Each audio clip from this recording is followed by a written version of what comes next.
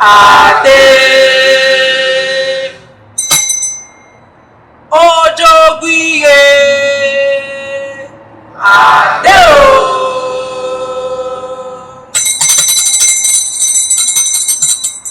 Eze nwanyị Iyeji na eze nwoke Nchagbu ekele o.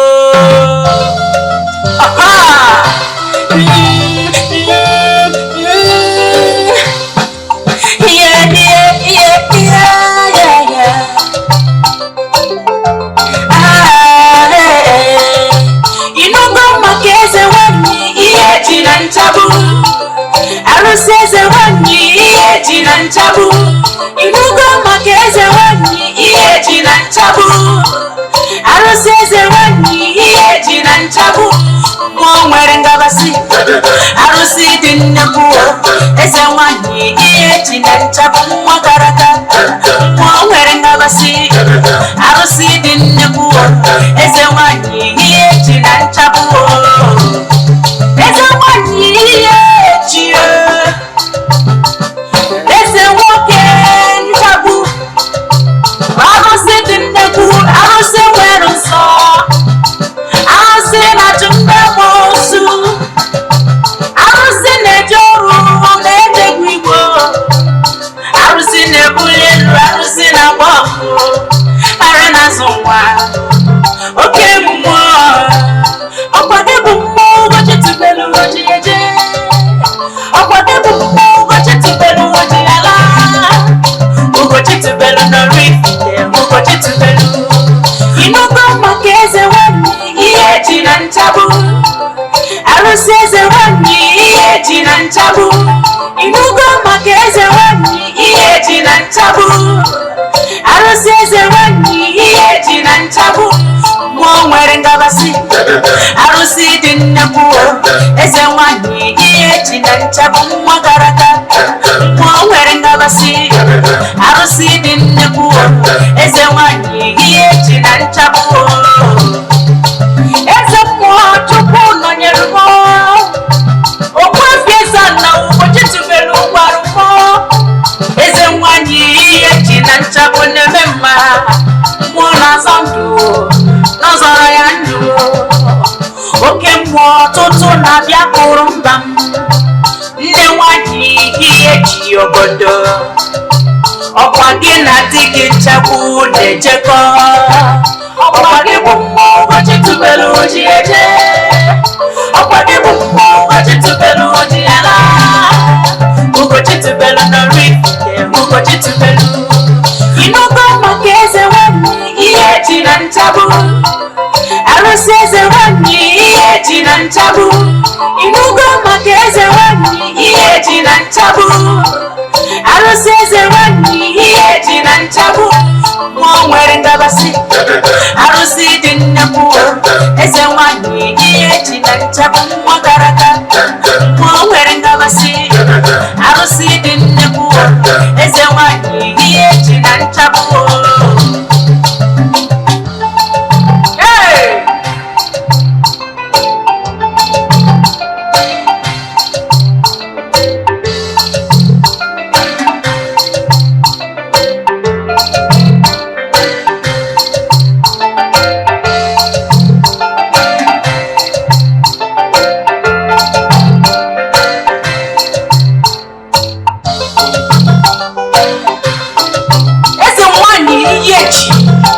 Eze nwoke Nchagbu,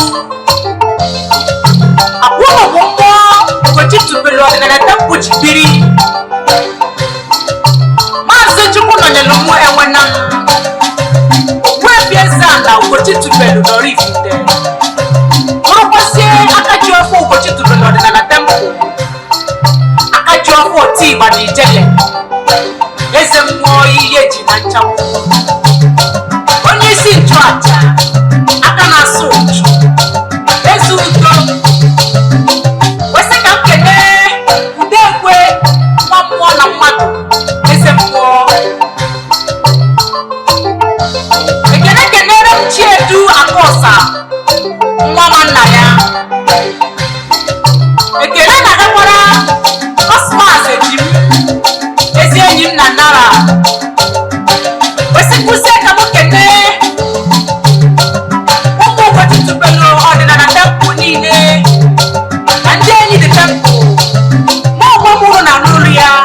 Uchinasa Atigo Onyegu Imawa Shakamana Kuru Onyo Tiwa Eze-Ana Ugochitubelu Odinana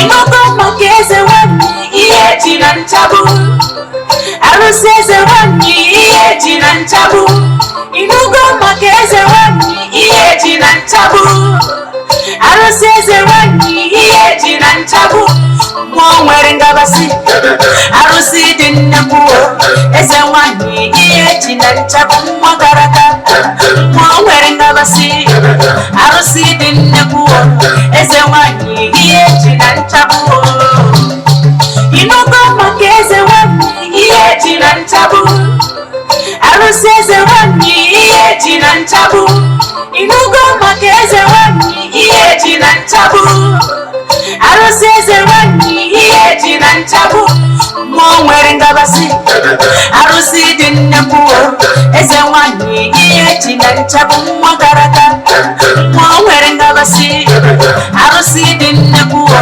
eze nwanyị ihe eji na nchabu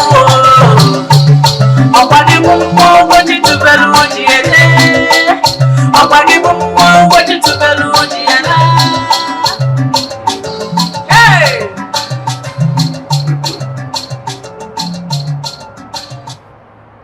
Ọtụtụ ọma na ụmụ ọdịnala Igbo anyị abịakwanụ n'oge awa nke eziokwu nke ọ bụ mụnwa bụ Ogbuefi Eze-Ana Ugochitubelu nọ n'isi ya maka ndị ọ bụ tata bụ izizi ha na-afụ m na soshal midia maọbụ n'eziokwu TV kpọọ m Ogbuefi Eze-Ana Ugochitubelu Oraifite abụ m onye isi nchụaja na Ugochitubelu Odinana Temple anyị na-agba afa miri emi rụkwazi ọrụ mmụọ dị iche iche abụkwazị m onye isi nchụaja na Odinana Restoration Prayer Ministry bụrụ onye mgbasa ozi ọdịnala Igbo. So you can call me an Odinana evangelist. I will answer. My mission is to help people live better life. Yes. They can see what you don't know is only a mystery to you and not to all. Isiokwu anyị dị wee beta abụ all you need to know about Ugochitubelu Odinana Temple. All you need to know about Ugochitubelu Odinana Temple. That is our today's topic. Yes. Mana before I gaba n'iru, ọkwa dị mkpa. Nke mbụ ekenego m ndị niile sonyere anyị ma ndị niile sonyere anyị na TikTok none ka ị na-esonyere anyị ka ị na-emetụ aka na share button ka anyị kwuo na ibe na ndị enyi nwee ike sonyere anyị wee nụ from the horse's mouth ịmara ihe ọ bụla ị chọrọ ịma more about Ogbuefi Eze-Ana Ugochitubelu and Ugochitubelu Odinana Temple were oche gị nọrọ ka ị ya anụ ya taa. Yes, nkwụzi ajụjụ ị nwere jụọ. Mana bifo anyị gaa n'iru ọkwa dị mkpa echefuna na aja anyị na-achụ kwa ọnwa nke ọnwa April ka na-aga n'iru. Ejegoro m n'isi ụtụtụ achụ aja gaa ọfọ kwubie okwu n'isi ndị niile sonyere na aja. Ụbọchị nchịkọta ya anyị ga-ejezi na mmiri jee merụ ndị mmiri sara aka chụọ aja n'afọ mmadụ dum gbagota na temple chụọ aja to entities of powers n'afọ mmadụ dum jezie n'ebe nchụaja gbuo ebu wee mesara aka. Ụbọchị Fraịde ndị niile sonyere na aja nke ọnwa April a ga-enweta ihe onyonyo nchịkọta ya. Echefuna na ya nara esho ihu ọrụ na social media maọbụ testimony.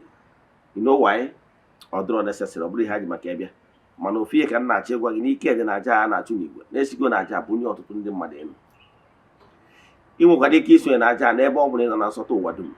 Ihe ị ga-eme wụ forward ya 3 prayer requests, then anyị ga-edebe na altar na-achụ aja na-aga ọfọ n'afọ gị.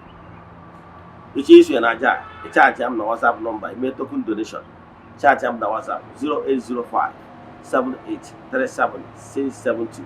I repeat 0805 7837 672 maọkwanụ 0813 8243 871.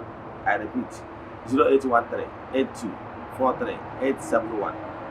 Now, anyị gabazie n'iru na nkụzi anyị dibịa. Echefukwara ọ bụrụ na ị na-anụ olu m site n'Eziokwu TV, agwara m unu na Eziokwu TV ga-amalitekwa ọzọ officially na May 1. Yes, ọ bụrụ na ị nwere decoder, free to air decoder, any free to air decoder, we scan it, ị ga-afụ Eziokwu TV. Yes, ọ bụkwa ndị nọ na UK ma US, ị ga-afụ Eziokwu TV. Mana scan ya fụ Eziokwu TV, ị ga na-afụ movies, kesin na the productions anyị na-egosi from May 1 ị ga na-afụ all the content ka ị na-anụ nke a na-agwakwa ndị enyi gị. Ekenego m ndị niile sonyere anyị n'oge awa nke eziokwu wee sị ụnụ nnọọ ata awa afọ ga-afụtara ụnụ ihe ọma ma fọpụrụ ụnụ ihe ọjọọ na onye ọbụla na-achọ ụnụ ga-adarịrị aha Chukwu okike nke pụrụ ime ihe niile, onye ike niile si n'aka ya bịa. Then ka anyị banyezie na nkụzi ihe ị kwesịrị ịma gbasara Ogbuefi Eze-Ana Ugochitubelu and Ugochitubelu Odinana Temple in particular.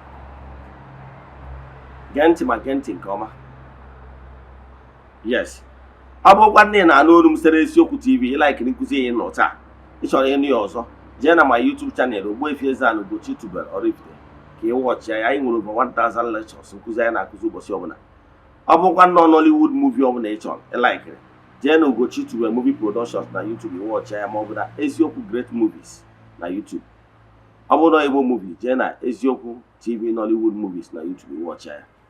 Onwe egwu ọbụla ị nụrụ na administration anyị ma ọ bụ nke ị nọ kịta, ije na online platforms ị ga-afịa. Ọ dị na audio ụmụaka, ọ dị na iTunes, ọ dị many places ị download ya. Now ka anyị gabazie n'iru na nkụzi anyị ji ya na ịkọwa ọtụtụ ihe ị kwesịrị ịma.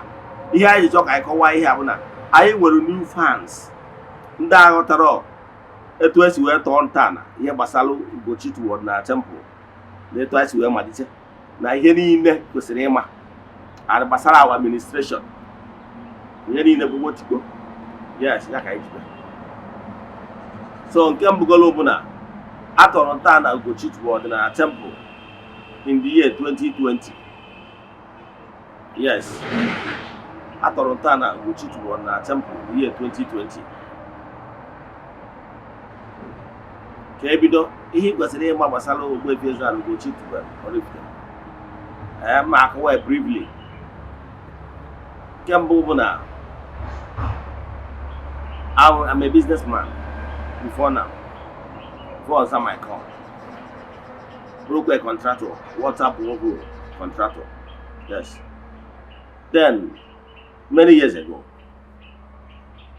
till 2020, when ihe gbasara my call bidoro in earnest. So ana m Abuja then, and that travel gwara m obodo dị iche iche including outside Nigeria. Mana mgbe call m bidozi nyebe nsogbu n'ụzọ pụrụ nnukwu iche na 2020. Yes. So enwere m any other choice than to answer my call. Abụ m onye Oraifite na Anambra State. Ụmụnna a na-akpọ Uru Damage na Ogbuezumelu Oraifite. Nna mụrụ nna m bụ Eze-Ana ebuo ọ dibịa bụrụ onye nze n'ọzọ. Mana gịnị mere? Mgbe m bidoro izu okwu a bụ maka ihe na ya bụ ihe gbasara ọkpụkpọ oku dị na be nna. Ezigoro m ozi gbasara ọkpụkpọ oku ma ihe karịgoro 23 years ago mgbe m ka nọ n'ụka ọbịa. The first woman ziri m ozi gbasara kọl a bụ onye Yoruba. O nwere ministry ya na Ọnịcha about 23 years ago. Yes. So mana mgbe anwa ihe gbasara kọl m amalitechabeghị. Nwanne m nwaanyị ka m bidoro ihe gbasara ya. Ebe a ka a nọ wee zie m ozi wee gwa m na ọkpụkpọ oku dị n'iru and na ọ bụrụ na oge ruo na iwu na m ga-azị ya ma nchọrọ ya ma chọrọ ya. Mgbe nwaanyị a ziri ozi a, amụfuru m ya n'amụ. Ghọtara ya? Maka na m nọ n'ụka ọbịa bụrụkwa an evangelist then. Because mgbe ọ na-ekwu okwu a, anọ m na otu mgbasa ozi Bible Society na Catholic Church then and Catholic Charismatic then. So mgbe o ziri ozi enwere ihe mkpọrọ ya ganye na o ruzie 2020 mgbe the thing na-emebiri m ihe so many times. Yes, I keep ignoring it, na-eche dịka etu isi eche na ọ ya adị mma, but the thing keep on getting worse. So at that particular point 2020, what I cherish so much I crashed ya. So mgbe a crashed ya ka ndị wee sị no, na this one is becoming too much. Mgbe a ka ndị wee jeju ese wee na-agwasị m na oge ọrụ ụgbọelu na nwa ihe m na-eche. Ejekwa m into many consultation a na-confirm the same thing na ya bụ ozi ahụ eziri m mgbe a n'oge ruo na. So at that point in time, netu ihe si wee dị that time, and one of many other choice because I was in Abuja, I was doing well. Yes, I'm going to CEO Noble Success Computers. When you want to go to Abuja from, let's say, last 10 years. Yes, I want to go there and know my Noble Success Computer because I used to be an importer. I import American used laptops from US. And the American since then, happily, I'm going to turn them money for that contact. Money in Abuja as the business. The companies in they go those refurbished laptops from US. I was doing very well. They had another laptop computer peripherals like the charger, mouse, there's Bluetooth and rest of them. I was actually doing very well. Then till then hard strike is here. No get road and not caught where so that an urban answer can cover those who are in details. I'll get to why it look okay. But to cut the whole story short, at that particular time I accepted to even hall. Yes. So remember before Abatam na 14th, Abatam na 7th of April 2020. Yes, just 1 week before that total lockdown. Kambata. What ways me say na Abatago. Keri hachoro kamme. But before then, abumo onye mgbasa ozi ọdịnala, abumo onye mgbasa ozi, however, in Christian platform. Ebido me issue ịpụta na television gbasara defend the Catholic faith when I was less than 22 years. That time, on the program I na-akpọ Marian TV Council. Marian TV Council. This program I na-eme na ABS television. And that's Anambra Broadcasting Service back then. Yeah, that was able to carry 20 years ago. And they made that program. That program theologians, the Reverend Fathers, and other theologians now together. The way they host, he defended Catholic doctrines. That program, everybody made that program then, when All Hallows Seminary carried on it. And I happened to be the youngest among them all. But before then, I became a parish leader. Now, I know so many societies in the Catholic Church. I know na Catholic Charismatic. I know na Bible Society. I know na St. Anthony of Padua. Yes. I know na Purgatorial Society. I know na Confraternity of the Most Holy Rosary. I know na Rock Rosary. I know na Region of Men. I know na MMP, Marian Movement of Priests, and so many other societies in the Catholic Church.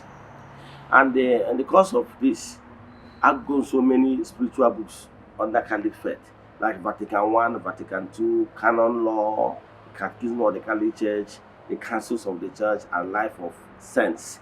And one bookshelf of all these books.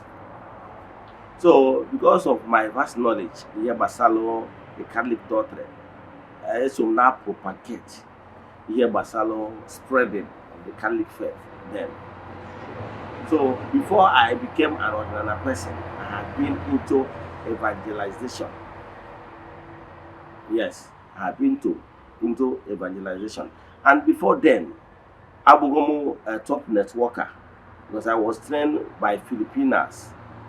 Yes, Filipinas, they came from Philippines. So they brought a networking company called Sante Valley. And I happened to be one of the top leaders in Abuja. So when they came there, they trained me here. I worked directly under those white ladies that came. So I became one of the leaders then, top leaders. So one not there, they exposed me to so many things. So rampant then, maybe back then, 2016, those times. So I'm exposed to using Facebook, and other social media platforms to reach out to so many downlines. Because that time my top downline, my upline then is in Philippines. So imagine, on the Philippines, more than on Nigeria, brought downline. So they taught me so many things, how I can be in Abuja and still be promoting the supplement which I propagate that time, I promote. So I'm in Abuja that time when we're down lines almost throughout the whole federation. Yes, because I was properly trained how to make use of this blue app and other social media platforms. So I promoted it. So when I came back, I'm trying to just cut everything short. When I came back to answer my calling, I faced East normally. They can see we're working in a build your altar from East, Macanoni East Ikesiabi. So I told my Ismail that I'm here. Now, Kerry Hengame, however, one loud and clear. Now, bottom big onion basu Odinana Igbo and the onion chuacha. Yes, that is my primary calling. I'm as an ordinary evangelist and the onion chuacha, onion chuacha. I should pay attention to a chuacha as a priest and the Elwalo Dekadibia. So from that time onwards till now, I had made a joke with the Yomana Basalo, a Basusia. Zaka, how they see women. Na me kwada go na malolo asem that nama they go properly equipped. Now even when they allow me to be trained under networking, it's for me to see the beauty and what I can achieve using 21st century improvement like social platforms like Blue App and so on and so on. So on and so forth. So by so doing, Hasem na a train go so that I can use social platforms properly in order to evangelize. That time when I go here, or the share easy, a propagate here Basaro Odinana. Yes, since 2016, 2015, I have been teaching about spirituality, but not Igbo spirituality. Yes, I've been teaching about spiritual moral values. I've been teaching it, but not at that time. I wasn't deep into real Odinana Igbo then. So Oduzen at 2020, but Odu at 2018. Now Odinana small. But that time Abuboromo Dibia. Yes. So I can be somebody with vested interest in learning about Igbo tradition. So I began to teach it small. Till 2020. Name on a hassle. Where say that time on Abrosi come just pro spectator. Just not outside the way and then now. Now major enter the pitch and blow the player. Now my best in you all no was in India Saturo no, now my best in you all. Finally, to cut the whole story short, the well 2020 were better. However, now everybody also the neighbor who use with social platform. The way you use here again on a networking. That is why you create here my YouTube channel. Again on my YouTube. I got created in the year 2020. Yes, I am more active on YouTube than Facebook then. So I began to use YouTube when I was a push on the name. So but what I am how the blueprint. That will make you when we can carry out to them along. My order is you Makana. They are working in ad rock now. So I began to tell people about Odinana Igbo. We are called names, a lot of people, and they really and rest of them. On back and to introduce this word, really front and back. All my slogan introduced back then, 2020. I think before that 2020, we only used that slogan before. Only really front and back. I'm going to introduce. One of my follower and a friend, Major and the person of Stanley Okoye, the legendary Stanley Okoye, the highest songwriter. Yes, I think by now he's competing with as the highest songwriter with Guinness Book of Record. And I was one day, I was like checking on my WhatsApp. I saw he chatted me and dropped a music. So believe in me, I was surprised. He used all my what I normally say, my slogans, use it to develop a song. That Eze-Ana Ugochitubelu, that Egwu Abata, I didn't pay him 1 naira. He developed that music in support of our propagation. So to a guys because all I can do that music, only I are free in support of Eze-Ana. Then I got a lot of supporters. Now Eze-Ana, so although easy that early time. So before then, one has some Mujer Don Tana, Ugochitubelu Odinana Temple. Now again, a temple now was all in the mother. Yes, and the heading I temple from that time till date were a reason I came. What do you hope I introduce the temple? After to one Bormolus where has even by this monthly ritual I name now. Before though that time it wasn't monthly ritual, it's just 14 days ritual. Yes, because of demand and then I join here at every given time. I do a seed to 1 month. But I can tell you no more reasons I will be there. So I thought Ugochitubelu Odinana Temple in the year 2020. And since that time I thought Yamontana, I'm going to go to Yabo Temple where saw to turn them madons. Now I had to go to Henina. And we go to turn them madon, then I told one. The one thing I'm very unique about the temple. To get to it, welcome. I am not show you on social media. And you want to be careful. Can show testimonies, but I can tell you, name will go lots of testimonies. Sigabo, upon I even show testimonies. And I know I can have an man, you know why? Oburi hide my cab and they Mona has to aburu here for. Yes, Oburo, I didn't Jeremy, I talk crowd. No, Ozin Nazi, Ozio as a museum. I told me, Mamma do Nenoya. Mana man knows you as a museum with a reason. Open go no Macofonia, Cage Wessins, Yabosia, Major Yabosi. He had a more on a major Guzia. Habusia Mado Nenoria. Oh, Yabatana, Moano, Adam, I don't on social media, can wear large fans. No, what do you Jim? I don't want me, I can wear trend there. I won't actually trend. But we know go social media. I know how to trend. I'm a medium. I'm a million gamer. Yeah, I with so many pastors, no, content creators, and with so many DBS, and with so many acclaimed men of God, and so many people on social media that are just looking for what they will say.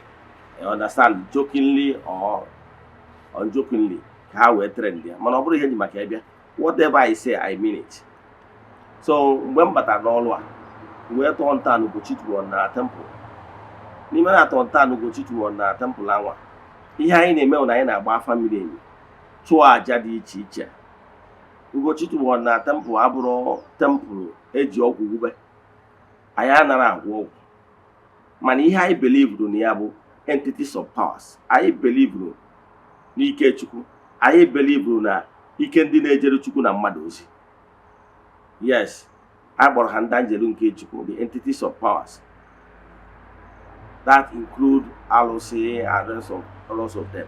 We believe them because they are entities of powers. Yes, ndị na-aga na-eme mma n'ike Chukwu. Mana ọ bụrụ na ọgwụ agwara agwọ, no. You know why? Our temple was not built on ọgwụ agwara agwọ because na anyị ma na ọgwụ agwara agwọ bụ ihe ejigwe ọgwụ bụ ihe nwere time and space. And because of that, ọgwụ nwere time and space. O nwere limitation. No ya ka mbara ịkọwata. So mana ihe anyị na-eme na temple, ihe anyị na-alụ ụgwọ ọrụ mmụọ. Yes, whether ma anyị na-achụ aja n'ike Chukwu. Yes, whether my believe on ụmụ mmụọ ndị njiri nke Chukwu alụkwụsị. Yes, ọ ihe anyị na-alụ ọrụ mana ọgwụ Ugochitubelu Odinana Temple abụrụ ebe a na-agwọ ọgwụ of any kind. Mana ebe a na-alụ ọrụ, ebe a na-ekwubi okwu n'ike Chukwu. Yes, we are into it. Because I believe n'ike one, and I believe n'ike si n'aka Chukwu nke na-abịa. I believe na ndị njiri nke Chukwu bụ alụkwụsị. they are there to be a helper, to help to complement whatever ọbụla bụ shortcoming na-eme na ndụ mmadụ. Ịghọtara ya? So ọnya bụ ihe kwesịrị ịma gbasara Ugochitubelu Odinana Temple. So ebido ya bụ altar. Enwere so many reasons mere anyị ji wee mee bido ụfọdụ ihe iji maatụ. Mgbe anyị bidoro 14 days ritual, ihe butere ya bụ ihe a bụ personal acha m na-achụrụ onwe m. M na-achụ n'afa mmadụ dum ndị niile na-esonyere anyị. Ganye na otu ụbọchị, ofu nwatakịrị nwoke wee bịa chat ya m with story ya dị very pathetic. Story ya bụ ọ dị only son amụtara. Nne ya nọrọ so nne ya eighth mother, mana ọ travel outside the country for 20 years. These 20 years ọ nọgara outside the country, block okporo and ogoro moto nwere. So mgbe ọ chatara m na-akọrọ m condition ya, it really touched me. O wutere m so much. Mana ọ sị na ihe na-ewutere kacha ya na as he speak at that time na mmụ ya nọ na sick bed, mana na ihe nwere ike ịdatawu ịfụ mmụ ya ma ọ bụ isend something meaningful in terms of catch maka n'ihi na ya dị kwupụrụ ebe ya nọ, despite the fact na ya nọgo obodo oyibo for 20 years. So mgbe o kwuru ihe a, o wutere m so much. So mgbe m ji anọ ọnọdụ meditation na to the altar, then midnight meditation, I was like, I presented his case to the entities of powers. Yes, onwere ụgwọ ọkwụrụ m, but atụ na m nwere onwe m feel na ọnọdụ ya dị very pathetic. So kere ihe m mere m present ya case ya. Response m nwetala bụ na aja m na-achụ personally na-abụ every month mụnwa ga-eji aka m weta ihe aja na-achụ n'afọ mmadụ niile ndị ihe anyị na-eme na-amasị na ndị enyi temple. Na ọ bụrụ na achụchụ aja ụbọchị mma ma achịkọta ya eje na mmiri chụọ aja dị iche iche n'afọ mmadụ niile. Ha wee sị m na aja mee aja ka aja abụrụ aja ọtụtụ ndị mmadụ ga-esonye n'ime ya, maka na a ga-esi na aja bunye ọtụtụ ndị mmadụ elu, na aja mbunye elu ka ọ bụ nke bụ eziokwu. Na mụnwa na onwe m mgbe m na-achụ ya, mgbe m bidoro ọrụ a nzara okwu a na-achụ ya personally, afụrụ m mbunye elu dị na ya. anyị na-ebili from strength to strength. Ije kwuo na my YouTube channel back then 2020, a fall that we are rising. So aja about na aja na achụrụ onwe m personally maka na ama ndị ike dị na aja. So achụgodo aja till we present this case this guy. We sị m liberate ka ọtụtụ ndị mmadụ nwee ike na-esonye na aja. Ọnya kpatara aja ndị mmadụ ji esonye na aja till date. Aja anyị na-achụ ọnwa ọbụla. Ọtara yes, aja anyị na-achụ ọnwa ọbụla. Mana kịta anyị meziri 1 month and na mmadụ nwere ike isonye na ebe dị iche iche. Anyị anaghị show testimony.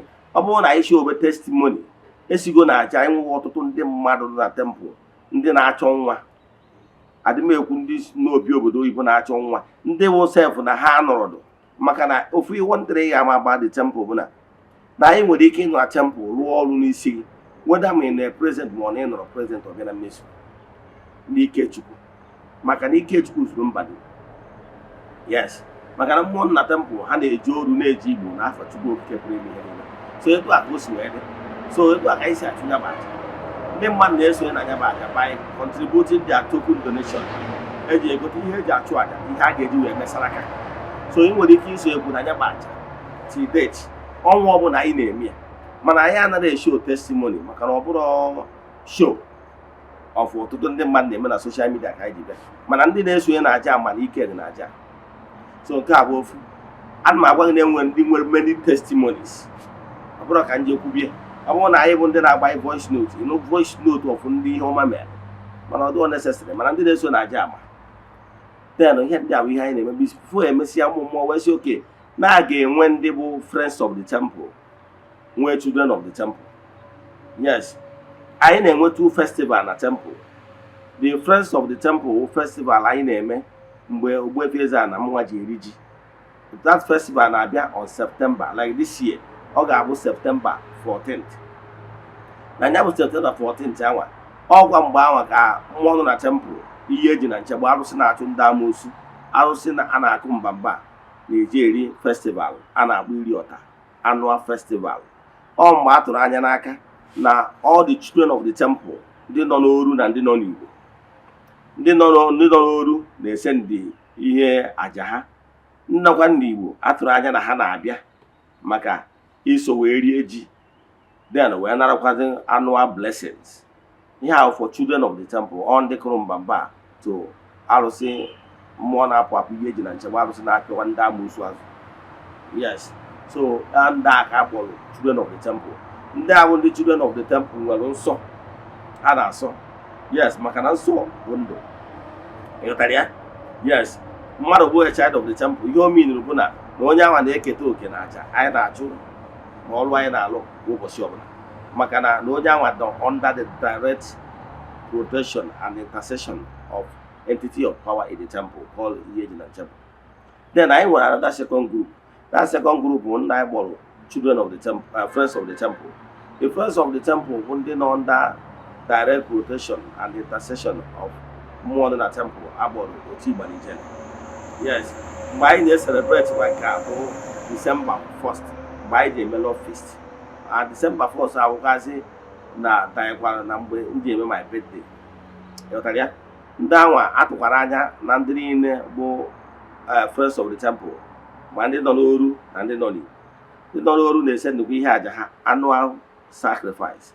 Then ndị nọkwa n'Igbo na-ese nnukwu their own atụkwara anya na ha ga-anụ ya. Ihe a bụ two major festivals anyị na-eme na temple. So nke anyị eme this year a ga-eme official big festival na abụ na September. Yes. Nke last year anyị mere Chinaza Adigbo onye ma. Yes, Chinaza Adigbo anyị ma. Yes. Na-agụ egwu ọdịnala nọkwa live. Enwekwara egwu ndị na-egwu ndị ọzọ nagasị ya na etu akwa ọ ga-adịkwa this year. Yotaria. So that two major festivals. So enwere children of the temple, we're friends of the temple. Then ihe ọ pụtara bụ na these two categories anyị na-achụ aja na-aga ọfọ na-ekwubi okwu na temple. Ha so na ndị na-enweta egote elele na-erite uru n'ihe gbasara ya bụ aja na ọfọ anyị na-agọ ụbọchị ọbụla maka na ha nọ under the direct intercession of mmụọ na temple, either Eze-Ana Temple ma ọ bụ Ugochitubelu. And I happen to be Eze-Mmụọ and the Akajiofo of those strong entities of powers. Now, ihe ọzọ ị kwesịrị gbasara temple bụ na ụmụ mmụọ na temple nwesịrị ihe a na-alụ. Ihe eji na nchewa arụsị na-achụ ndị amoosu bụ arụsị na-protect from any witchcraft attack. O nwere onye nọ under the protection, onye na-achọ nsọ kwesịrị ịsọnụ. O nwere ihe ndị amoosu mewu. O nwere ihe ọgwụ agwọrọ agwọ mewu. O nwekwana ihe ndị occultic manipulations mewu. As long as you na-asọ nsọ and malụ na ime na mmadụ ihe chọrọ ka eme gị. Ị ghọtara ya? Because ihe ọbụla mmadụ tụrụ n'ọda bụ ihe anatara ya. As long as ị na-ewe nke mmadụ ọbụla anyị ewewe nke gị. Yes. Then the other entity of power Ugochitubelu bụ mmụọ na-eweta favor. Yes. So ọnka ndị nọ na boot. But echịkọta ya niile bụ na ndị a niile bụ ndị nọ na children and friends of the temple. Anyị na-achụ aja na-aga ọfọ na-ekwubi okwu n'isi ha ụbọchị ọbụla. Yes, ka bụ ihe kwesịrị ịma. Nke ọzọ kwesịrị ịma gbasara our evangelization. Dịka nsi wee gwa gị na mmụọ gwara m na-akpọrọ m dịka onye mgbasa ozi ọdịnala Igbo. Anyị emeghị ọtụtụ ihe ịfụ na anyị gbasara ọdịnala Igbo. Ngalaba na-afụ maka mgbasa ozi. Anyị nwekwara so many praise and worship songs. Ọ bụ ngalaba na-afụ gbasara mgbasa ozi ọdịnala Igbo na-ereriz that egwu anwa anyị kpọrọ nkwa group led by me.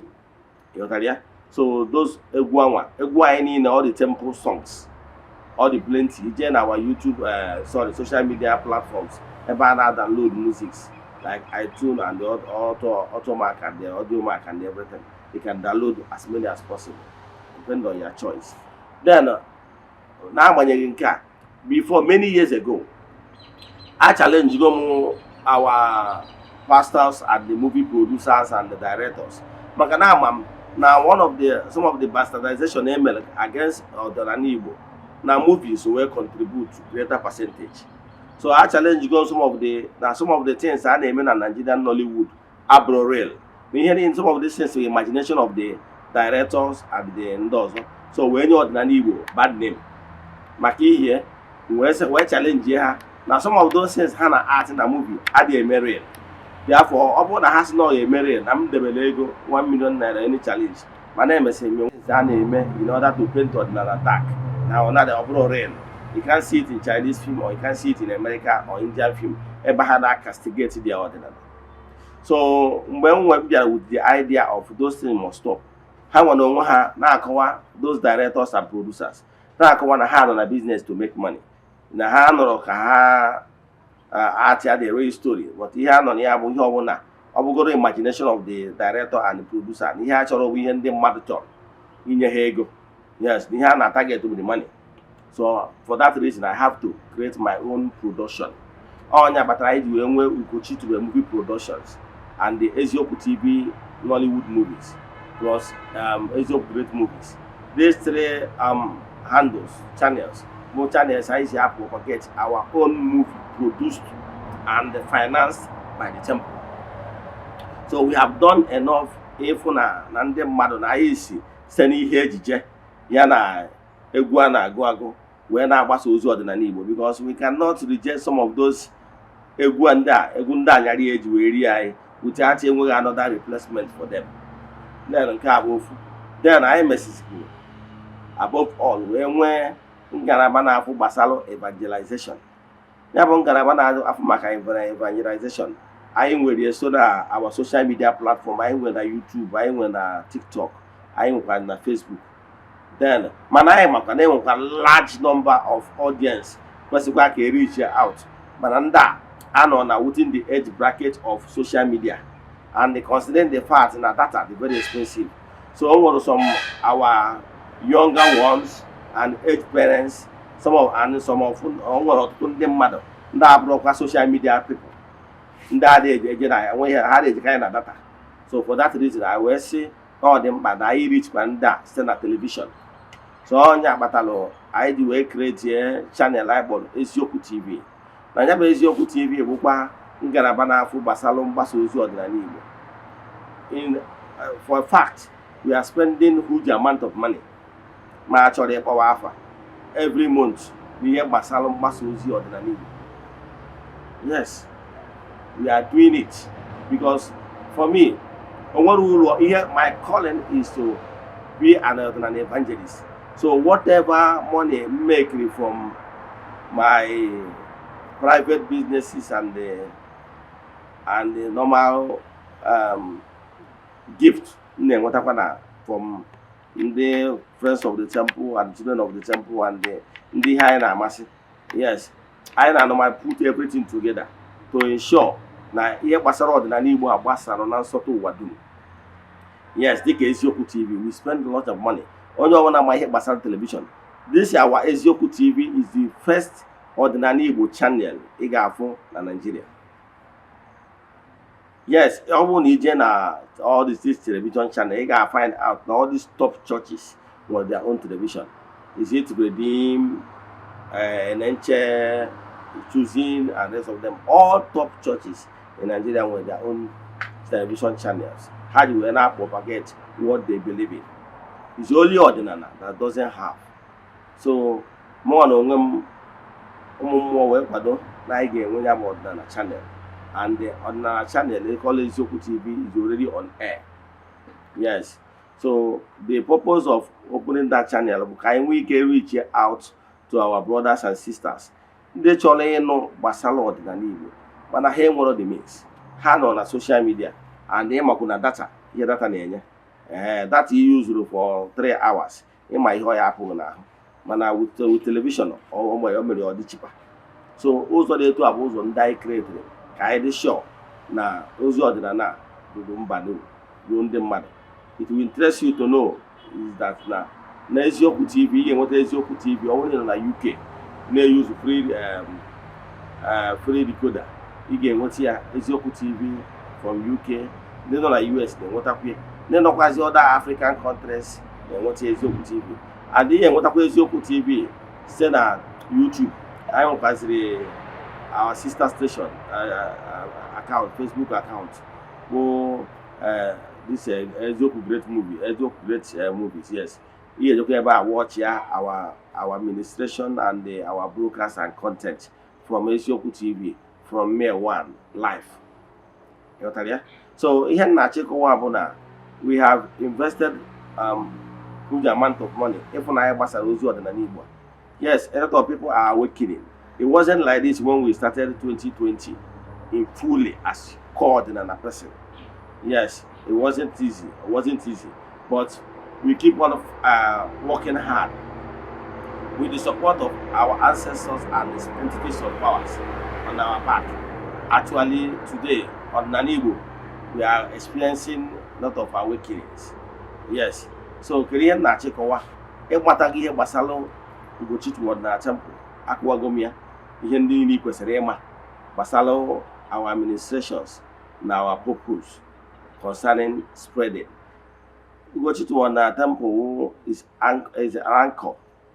Yes, it's an anchor for Odinana propagation. It's an anchor for faith. Ọ bụrụ na n'ikwenyere n'ike ọdịnala etozie ka agbazie onu then and n'ikwenyere n'ịgbasa ozi ọdịnala Igbo, Ugochitubelu Odinana Temple ga-enyere gị aka ka ịmata many things ị kwesịrị ịma gbasara core ọdịnala Igbo, ihe ị ga-eme yes ka o wee dịrị gị n'ezinụlọ gị mma. Feel free to chat me on WhatsApp. Yes, I answer my calls direct. Yeah, feel free to chat me on WhatsApp. Even if you are calling, I'm not picking. Maybe I'm busy doing work. And once I'm doing spiritual work, to avoid distraction, I may not be able to pick your calls. So don't worry. Drop your message, either voice message or written message. Believe in me, once I'm online, I will respond all the messages before I go to bed. That is a promise. Understand? So I'm going to talk about our family and we can consult Alpha for you. No matter the distance. Like I see you our slogan. Distance is not a barrier. So ejim n'aka na ịghọta ihe niile ị kwesịrị ịma gbasara ọdịnala Igbo na Ugochitubelu Odinana Temple. Ọ ebe nwere onwe wee na-emekete ndị mmadụ. Ọnwa ajụjụ ọbụla ị nwere na ihe a nkọwara gbasara Ugochitubelu and Ugochitubelu Odinana Temple. Chat am na WhatsApp 0805 7837672. I repeat 0805 7837672. Mom and 0813 82 43871. I repeat 0813 82 43871. Now, ejim n'aka na ịghọtago so many things about the temple. Yes, I kwala gbasara our administrations in many platforms. I na-use our movie productions. We na-agbasa ọdịnala Igbo. I na-use quasi our musics via our Odinana songs. Then I na-use quasi Eziokwu TV for evangelization. We join as part of the temple, our partners. Then I that watch from Eziokwu TV. We chat for anything anything that has to do with Odinana or Igbo spirituality or Igbo Odinana Igbo. Good informations. Chat na WhatsApp for any partnership. Ka nkwụsị ebe a, inwe ajụjụ na nkụzi a, send them message na numbers in number. Ka ọ dịkwa echi niile n'oge awa nke eziokwu. Ekenego m ndị niile sonyere anyị n'oge awa nke eziokwu. Yes, na our social media handles. Asị na ọmaka ga-emela ụnụ. Asịrị m na taatụ n'ogu na-ewepụta wee na-abụọ ndatụ ụnụ isonyere anyị na live programs.